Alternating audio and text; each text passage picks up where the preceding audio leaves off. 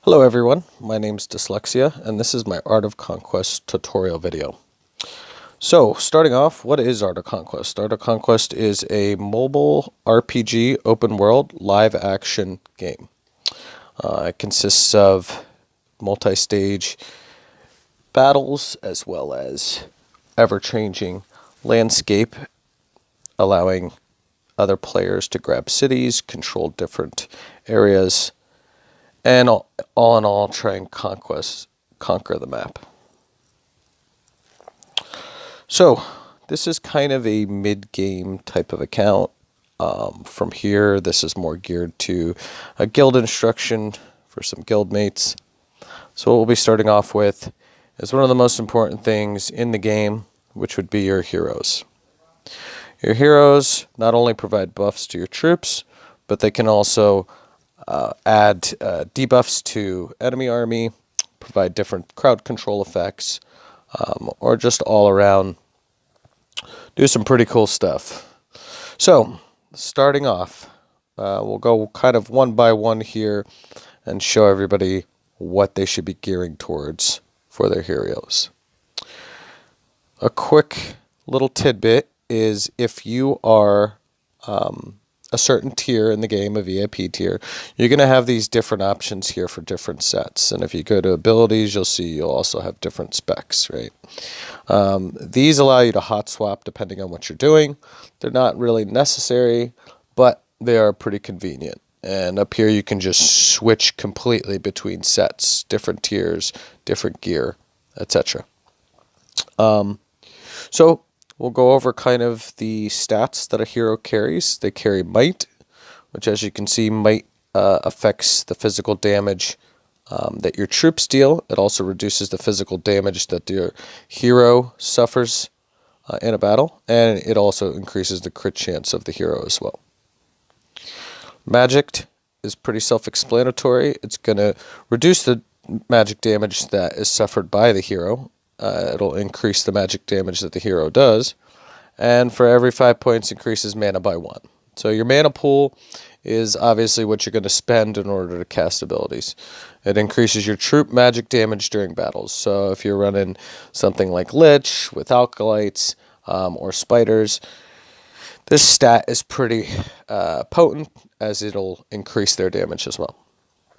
Stamina is a pretty big stat in this game. It's probably one of the most important next to command. It reduces the damage suffered every 5 points, increases energy by 1. This right here would be your energy.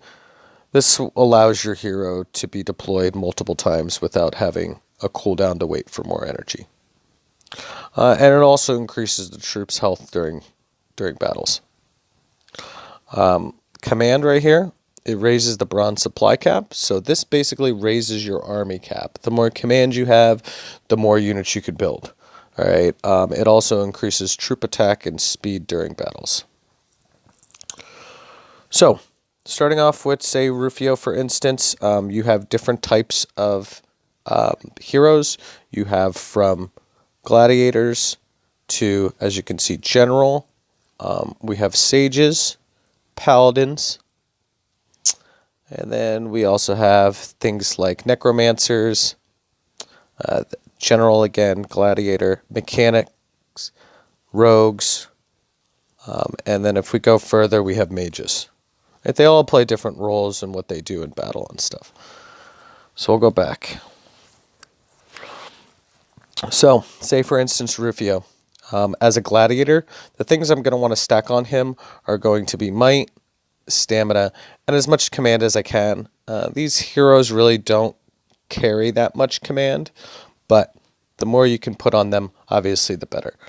Some heroes are going to just be what you call stat monsters, or basically all they're there to do is provide stats to your army, right? They're not really that helpful in battle, but the stats they bring to your army are pretty crucial. So, for instance, Rufio, he's not that great of a champion.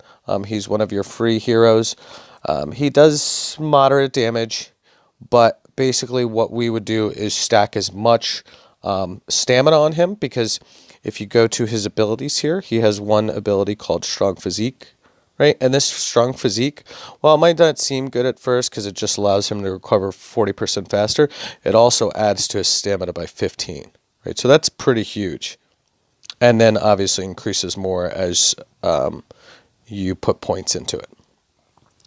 Okay, so in the items here, as you can see, I'm going to go things with might. I put a little command on him, stacking more might, and then add as much stamina as I can. Seeing that he's a frontline hero, he's obviously going to get beat up the most. So as much stamina as I can have on him, he's not only going to provide health to the troops, but he's also going to provide damage reduction to himself. As for abilities here, we have Heroic Leap, Chopping Blade, Strong Physique, as I went over before, and Resilience. So a lot of people will max things out like Chopping Blade or put Destructive Aura on him, which, as you can see, deals 1.2 times the damage to all enemy units. Since he's not a high damage hero and he kind of is susceptible to crowd control and CC, so he'll be slowed, he doesn't really get to produce that much damage in the game. So realistically, his best ability is going to be this that's stacking the stamina, because he's giving it to everybody in your army. Right, you can put a point or two into Chopping Blade, which actually does some decent damage if it procs, and Heroic Leap is pretty good. This will get you out of some sticky situations if you need to move him in battle. Or another great thing about him is this is a stun, so you can actually use this to combat if another player is trying to put off a spell, etc. If you're quick enough to react to it, you can stun that player with his Heroic Leap. Moving on to, before we move on, actually, another thing I was going to explain is that with these set changes, if you set a second set, what you're going to want to do is you're going to have one set that's your main set for dueling, etc. And then you're going to have a second set where you just stack things like command, right? That way, anytime you want to build your army higher than your cap, you can simply just come here, switch to your hero's second set, right? And it's going to, even if they're just items that don't even work for him, like for instance, something like this that's just command and stamina, right? The higher command that you can put on him, the better, because this set's never going to be used in battle. All it's going to be used for is that when you want to build more troops, you just scroll through all your heroes, you switch them to the second set, and then they have the highest command that they can, which is going to increase your bronze army cap, which allows you to build a lot more troops, right? And then when you're done building, you just switch them back to his regular sets. So it's always good to not always transmute all of your gear, right? Don't break all of it down, because you want to save things that have really high command on them. That way you can swap out in between the sets when you want to build more. Anyway, moving on to, say, for instance, Avalon, right? So Avalon is a hero that is extremely good for humans. He's pretty much good for most races. Really, the only one would probably be Lich that he's not amazing with. But he is a hero that you're going to want to stack as much command as you can on him. For instance, in his abilities here, everything pretty much works off a command, like his Summon Archers, his Warhorn, Archer Mastery, Ardent Order, everything is off of command here. Right? The only thing that would be is Arrow Volley, and you should never get this ability. It's not good on him because he's not a might hero. Right? So as you can see, in my specs here, I have two different specs, right? So my one spec specifically maxes out this Natural Leader. Okay, the reason being is this Natural Leader increases your bronze supply cap by 80. Right, the more points you put into it, the higher it goes.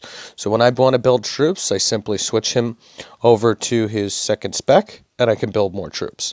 And then when I'm ready for battle, I just switch him back. Okay, if you're a human, you're going to want to be focusing on things like Summon Archer, Warhorn, Archer Mastery is very huge, and Ardent Aura. Okay, all these abilities buff your human army, from adding percentage of max health to giving your archers more health and damage, and Warhorse simply increasing the attack speed. If you're somebody, and then always 1 point in natural leader. The reason being is because it allows you to deploy one additional troop. So unlike all the other heroes, Avalon can actually have three troops on the field versus only two, and some of the heroes one. So for instance, if you're not either human or Rakan, you're going to want to focus other abilities. So as you can see here, I have more in Summon Archer, and I have a lot in Warhorn. If I'm Rakan, I wouldn't need to worry about Archer Mastery because it doesn't affect their crossbowmen, but I would add to Ardent Aura because humanoids are still Rakan. Rakan are still humanoids. As for Lich, I'd probably not even worry about Summon Archer. I would just max out my Warhorn at 1 point in Natural Leader.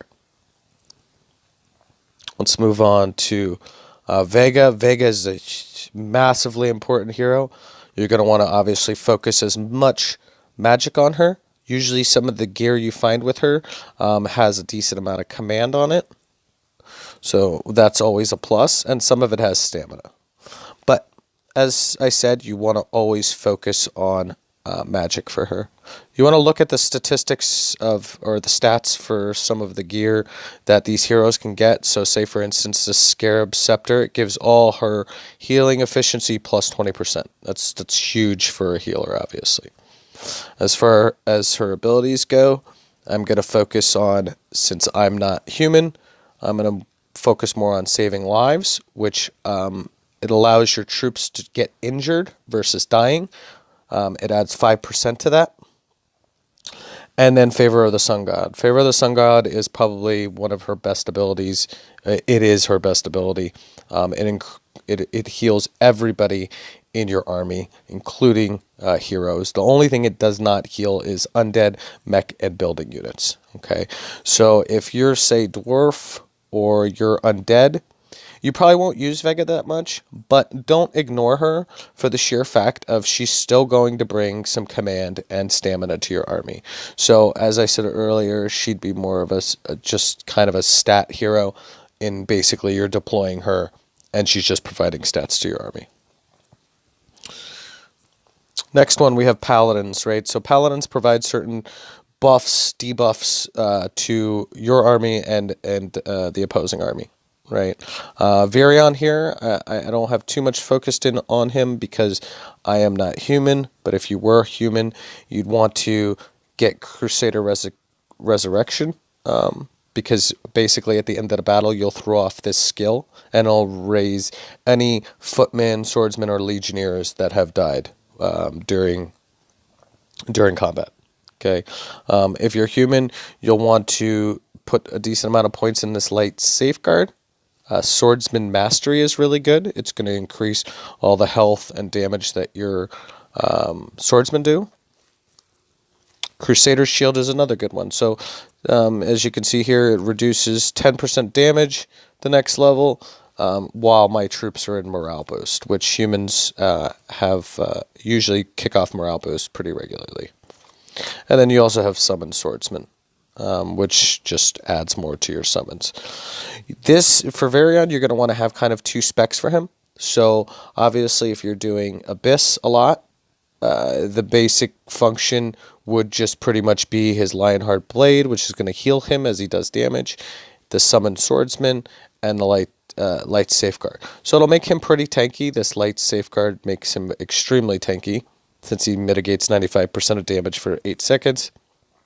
Summon Swordsman would be good for the Abyss because the Abyss you're not allowed to have troops. And then, as I said, Lionheart Blade just to kind of keep him topped off. You'll have your second spec if you have one for more things like Crusader Shield or if you're human, etc. You'll have more points into the others.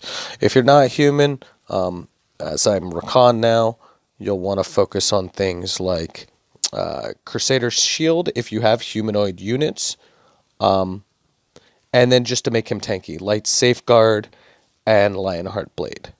I think these are more important for duels and stuff because you're buffing the stats of your army with this Crusader Shield than it is Summon Swordsman. The thing you have to realize, especially with duels, is you don't want to have too many abilities down on your bar. One, you're going to end up misclicking or something's going to happen, or for the sheer fact of you just don't have time to throw off those abilities. There's so many more important abilities than summoning some swordsman that if you're facing a lich are going to get annihilated anyway because they have no poison immunity. You're not human, so you don't have any priests to heal that.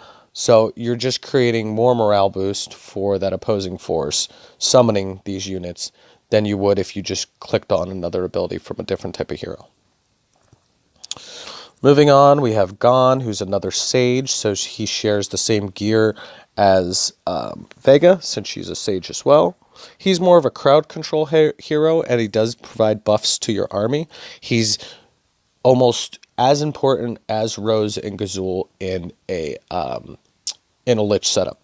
Reason being is he has this ability here called Nature's Blessing, which all allied magical creatures have their maximum health increased. Since all Lich pretty much uses spiders and scorpions, you're going to want to have this ability maxed out as much as possible. If you're not Lich, there's other abilities that are really good. This Twisting Thorns does a massive amount of damage. It also reduces their accuracy by 50%, and they can't move the units. So it's really good to lay down on the back line.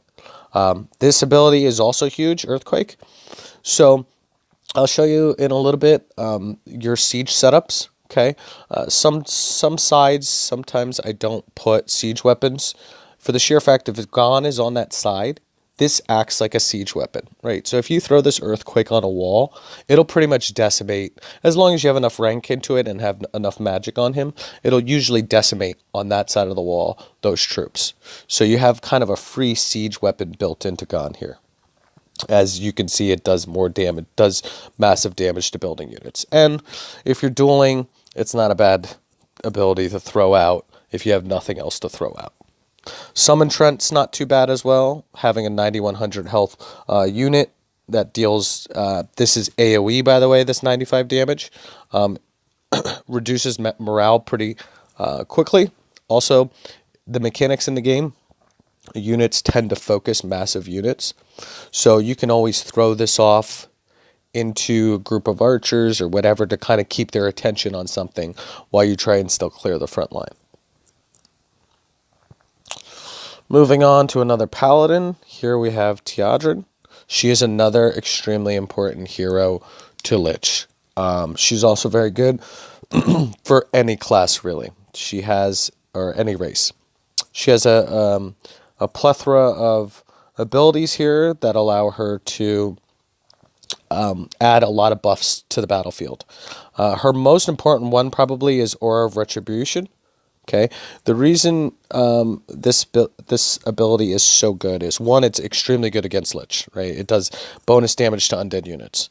It has no effect on mech and building units, but it does damage to humanoid units too. And the great part about it is it can be increased by command or magic. So you tend to stack command on her, which is great for your army in the first place and your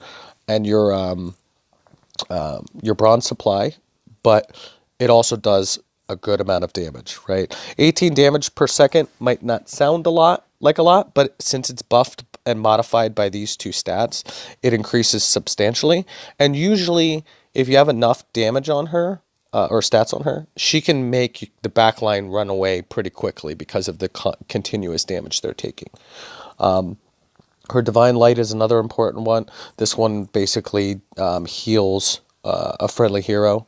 So it's really good to have her in the lineup to keep your tanks kind of topped off. And the last one is Sacred Shield, right? Sacred Shield makes her super tanky, and she makes your heroes super tanky. Because not only does she get a 5,360 health shield, right, which is increased by magic, as you can see, she's also, when she dies, which usually she dies pretty regularly because she's a frontline hero, she's not very tanky, but it's not such a bad thing always, right? You give all your heroes a 1,350 health shield, like I said, once again, increased by magic. So now all your heroes have a shield.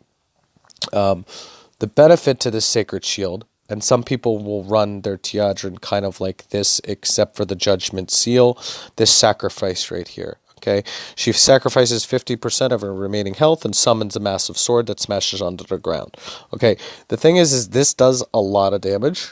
So if you see her dying and you have a free ability that is not that, if you have a free time to cast an ability, if you see her dying, in the sense of don't take it over a necessary ability, right? If you see your troops are dying and you see her dying and you're going to cast this versus Vega heal, that's a no-no. Right? Just throw off this if you have time. So the reason being is because she applies this debuff called Weaken Armor for 10 seconds. Weaken Armor is a really strong debuff, and not many heroes have that debuff. Okay, especially for really tanky front lines, it basically reduces their stamina, and their defenses evade everything. So you'll be able to do a lot more damage to them. This stacks off a might, so it's obviously not going to do a ton of damage, but 400 is still substantial, and it's AoE, so it does everybody around her.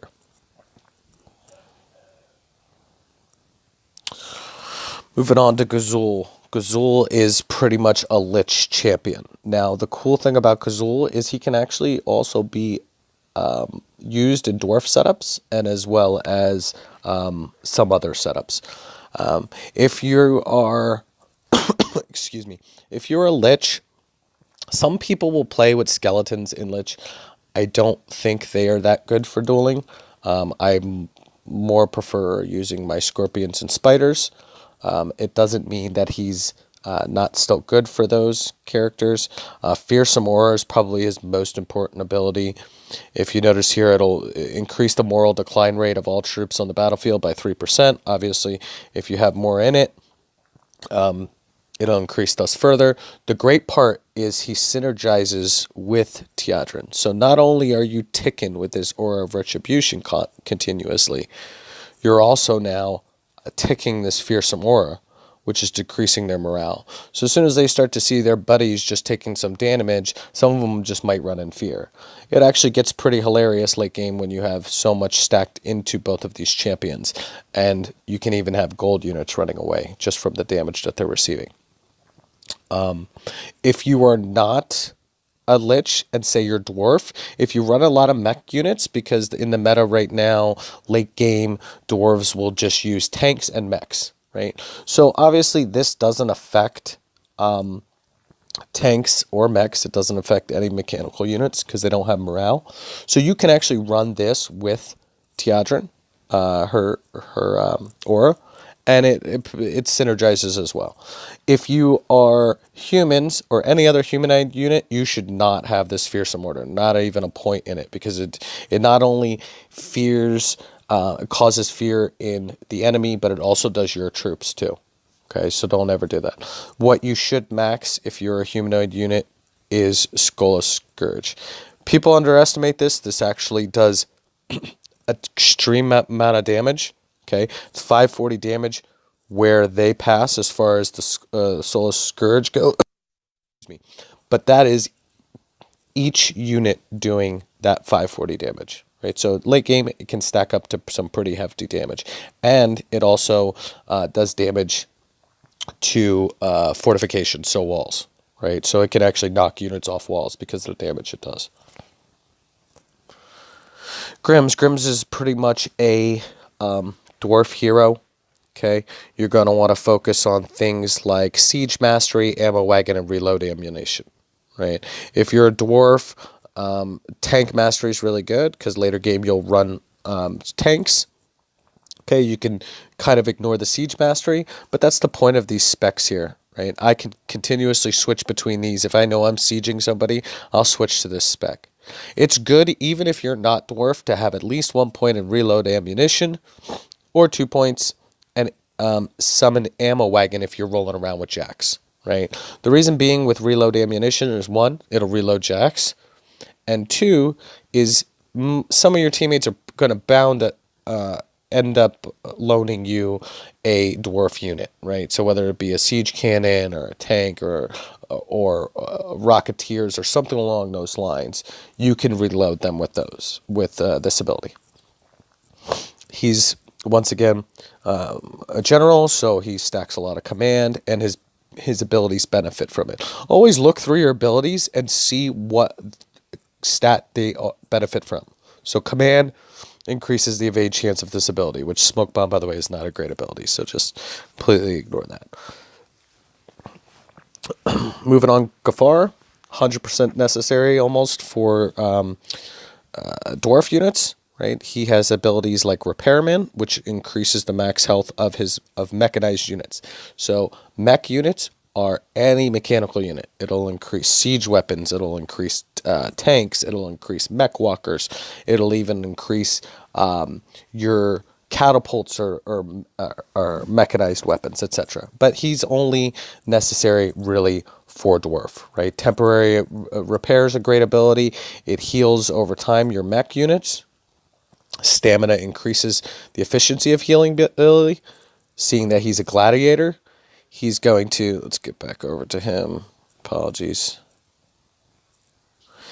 Seeing that he's a gladiator, he's naturally going to have higher stamina than everybody else. So it synergizes, as you can see. He has some other abilities. If you want to run engineers for some reason, he increases their health as well. I don't suggest really using engineers, but he does increase those stats. Iron Shield makes him, at the moment, one of the strongest tanks early game, or I'm sorry, at the start of the duel, right? So for 20 seconds, he's taken 80% reduced damage. That's huge. The thing about this shield is it's all damage. If you look at Bane, he's a very tanky type of... he's probably the best tank in the game, but he doesn't take reduced damage from things like magic. Okay, he's more a physical damage tank, whereas Gafara here can reduce all damage he takes. Jax is a pretty much walking arsenal. Okay, there's many ways to build this guy. If you're dwarf, as you can see, you're going to kind of focus on mech expert, which mech walkers, battle mechs, etc. are going to have increased health. Okay, expanded capacity is really good. Double charge and spray and pay. Now, some people build Jax a little differently than I do.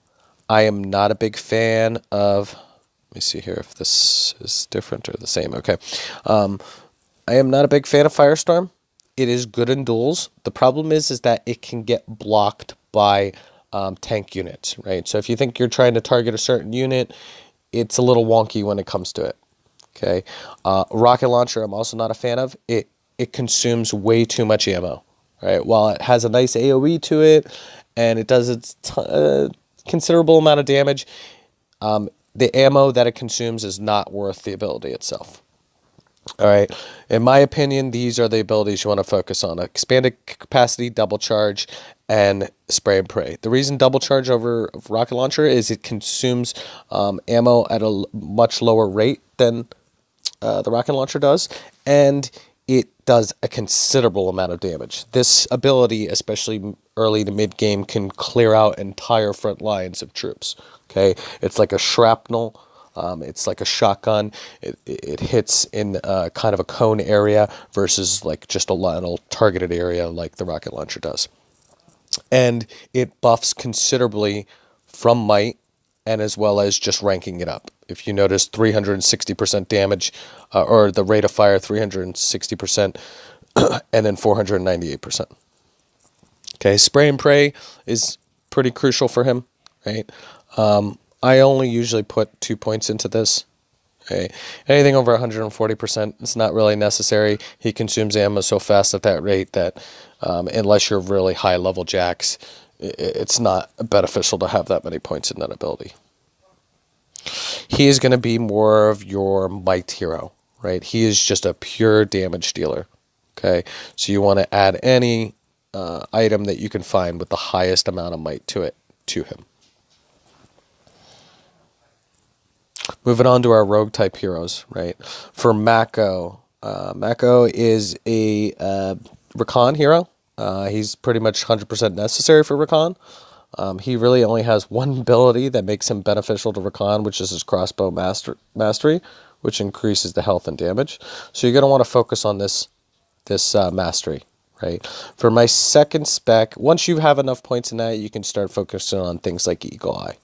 Right. I unless you have extra points, I would not really recommend the crack shot or the killer instinct. But if I'm doing Abyss, Abyss is going to, I'm going to switch my spec. So I'm going to go to my spec 1, and I'm going to go into my Abyss, and now I have crack shot, which is going to do a ton of damage, and then as well as killer instinct, which increases my critical strike chance. If I have some extra points, I'll put it in the Eagle Eye. It's not as necessary, but these two abilities are pretty huge. Later game, he becomes one of the highest single target damage characters for Abyss. Okay, Abyss, you can't use characters, obviously, like Jax or anything like that. So he becomes pretty crucial in taking down the bigger targets in Abyss for you. Denji, amazing tank, pretty useful in all races. But pretty much a recon hero, right? Once again, he's a gladiator, so he's stacking a lot of stamina on him, okay? And his abilities reflect that, right? He's kind of a mixture, though. He can benefit from command as well. For him, he has so many good abilities that I have a hard time sometimes putting them in the right spots. But basically, Meat Dumpling, you want to focus like 1 or 2 points in because it heals him. It gives you increased attack speed, and he takes less damage for 20 seconds. Monk Mastery is obviously huge. It buffs your monks, gurus, and llamas, right, based on the command he has. Spring Ale. So a lot of people will ignore this, but Spring Ale is pretty awesome, right? So it adds a second trigger to when you use Elixir on your Recon units, right? So Recon units, you use Elixir, and you'll throw off ability like a heal, or archers will fire piercing arrows, etc. But now, not only does it do those original acts, but it's also healing them for a certain amount of health, right? So within 5 seconds, they'll recover 2,800 health. And it's going to increase with my stamina. Okay. Spin Strike, as I said, he's the only other character that gives this weakened armor debuff, right? So it's good to have at least 1 point in this. You don't really need any more because it just increases the damage, not the time that it's going to affect or the chance it has to affect. Stunning Blow is pretty big. It's going to increase your critical chance, but it also stuns the target and nearby enemies for 3 seconds. Pretty big when he's a frontline character stunning the tanks constantly. Moving on to Belrog. So Belrog is kind of a work in progress at the moment. Not a lot of people have too much testing done on him, but from what I've seen, is Primal Fury is not a good ability, right? Totematic Curse is probably one of his best. He is able to provide a debuff, a curse debuff on the enemies, and they suffer damage over time, which damage over time abilities are always preferred. Here we have my favorite ability, really, is this overall, right? The great part about this overall, it's debuffing the entire enemy army. So as many points as you can put into it, do so, right? It's slowing their attack speed, and it's making them do 3.1 less damage. Okay, its Abominable Spirit is good. It allows you to resurrect. So basically, he has kind of 2 lives. And then I usually just put 1 point in Shockwave, which allows him to do constant damage when his Spirit Wave is filled. And then Revenant is a good ability as well, right? So what it does is enemy troop group struck by the totem will suffer 20% faster morale collapse. And it also stuns them as well, so it's a pretty good ability. Once again, he's a gladiator. He's kind of mixed, though. Some of his abilities, one of the unusual ones that work off of actually, let's see, might and magic. It seems like he has a little bit of stamina in there.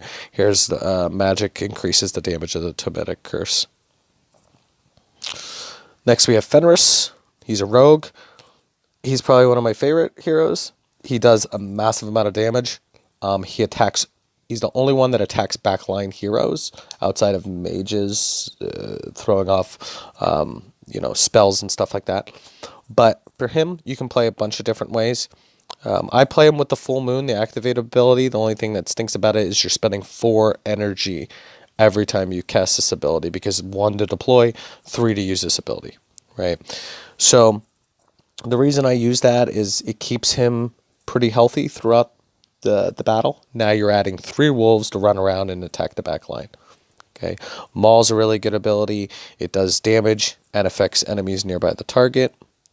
Bloodthirst gives you health regen, right? So every time you deal damage, you're regenerating health. Magic affects this, and might increases the damage.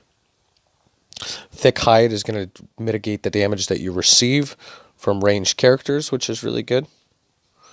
Feral Instincts gives you increases the attack speed, which is huge, which means they'll be healing more. So they're kind of, it's weird, they're kind of like heal tanks, right? The faster they attack, the more health they regen.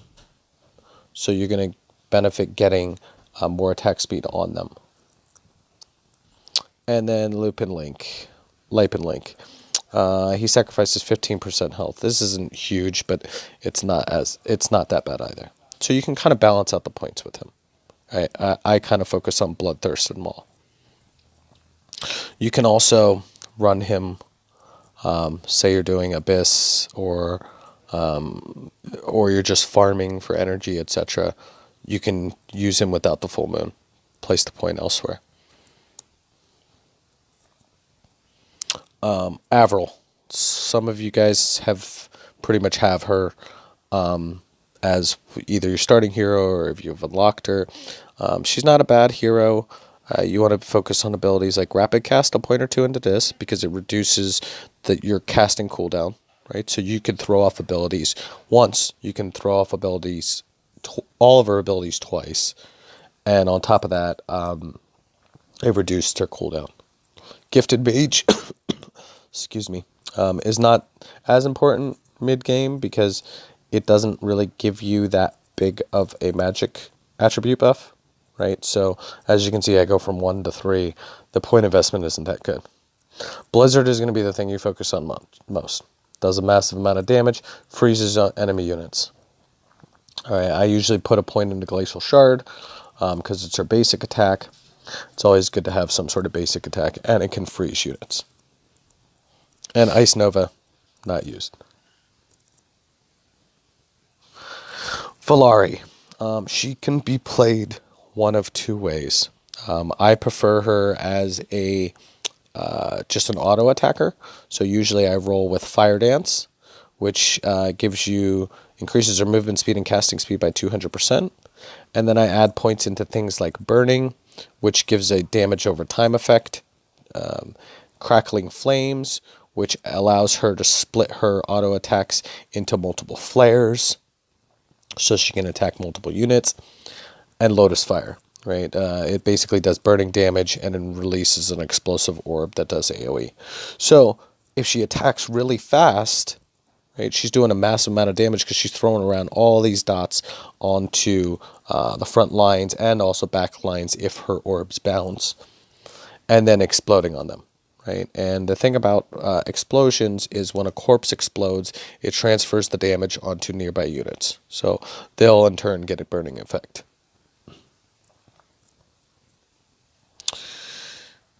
Elena is pretty much necessary if you're human, 100%, right? She's actually good with every race.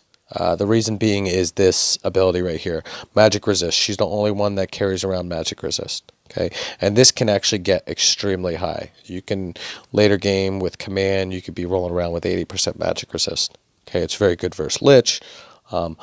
It's actually good versus pretty much every race for the sheer fact of everybody does some sort of magic damage, whether it's dragons, etc.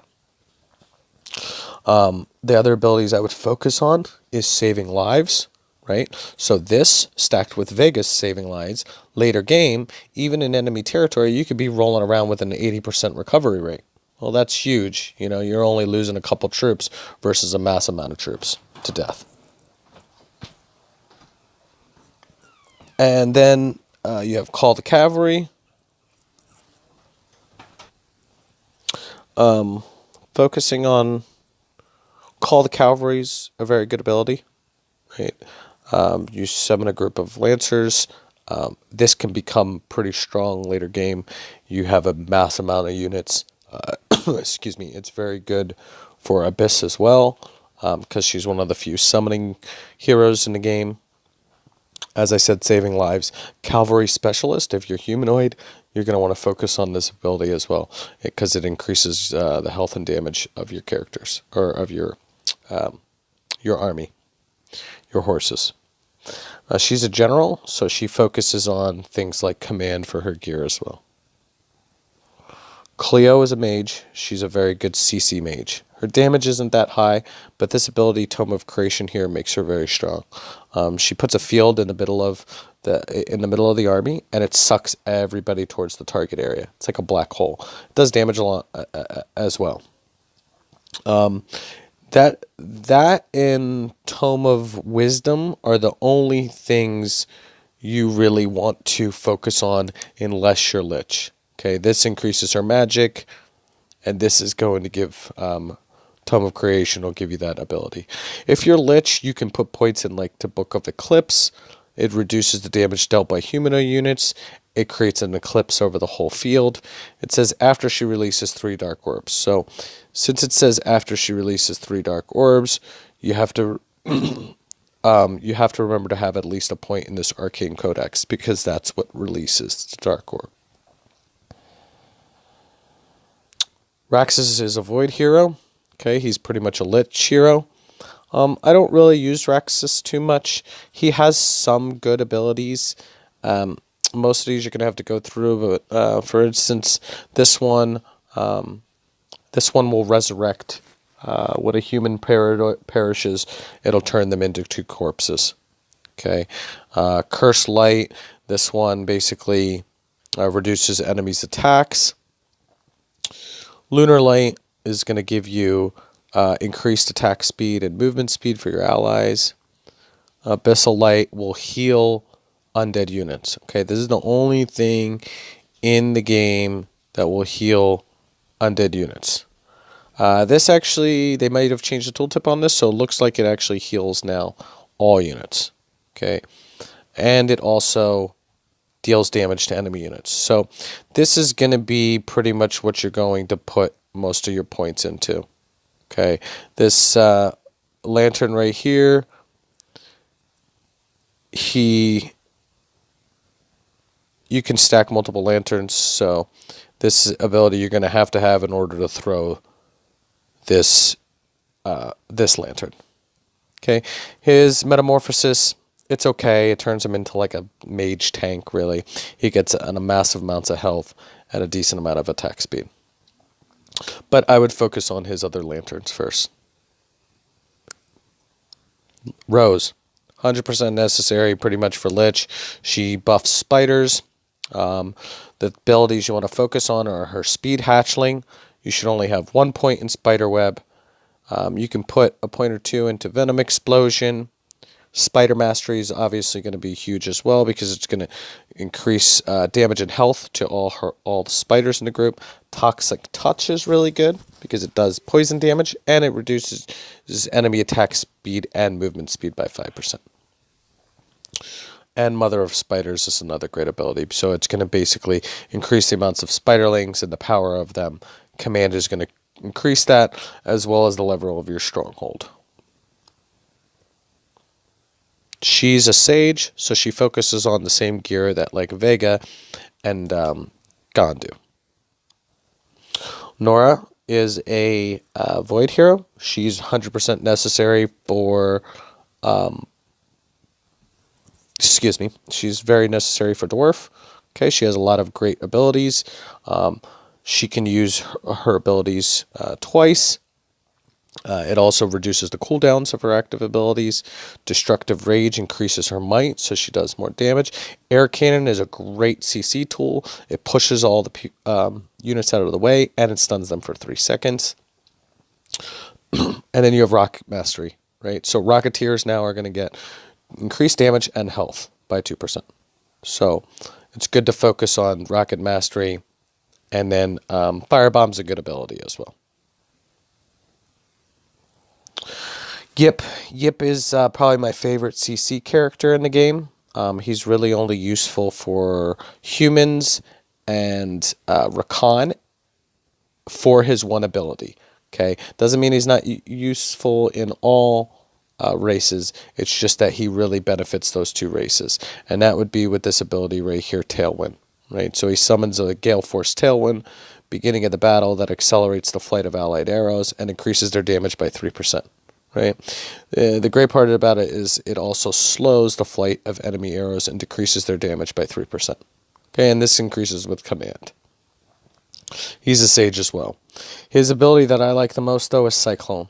Okay, so it summons a Cyclone in its path and, excuse me, roves about the battlefield, slowing and dealing 10 damage to enemies in its path. So the damage here isn't substantial. It gets a decent amount over time, but in part with this ability right here, Gust, enemies affected by Sword Squall and Cyclone are tossed into the air by a gust of wind for 3 seconds and subsequently stunned for 3 seconds upon landing. The really cool thing about this ability is that later on it becomes like 20-second stun, right? So stunning units in the back line and stuff for 20 seconds is huge, obviously. Bane, as we said earlier, he's probably the tankiest in the game for sure. Right, the abilities you really want to focus on are Barbaric Blessing, which increases his stamina and reduces the physical damage he takes. Cornered Beast is really good because it increases his damage by 100% when he falls below 30% health. Provoke, maxing out this as well because it provokes and gives you damage mitigation from physical abilities for 4 seconds. It increases with time.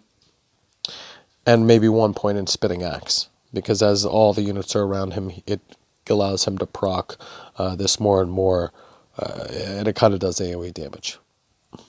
He's a gladiator again, so he focuses on items with stamina and stuff.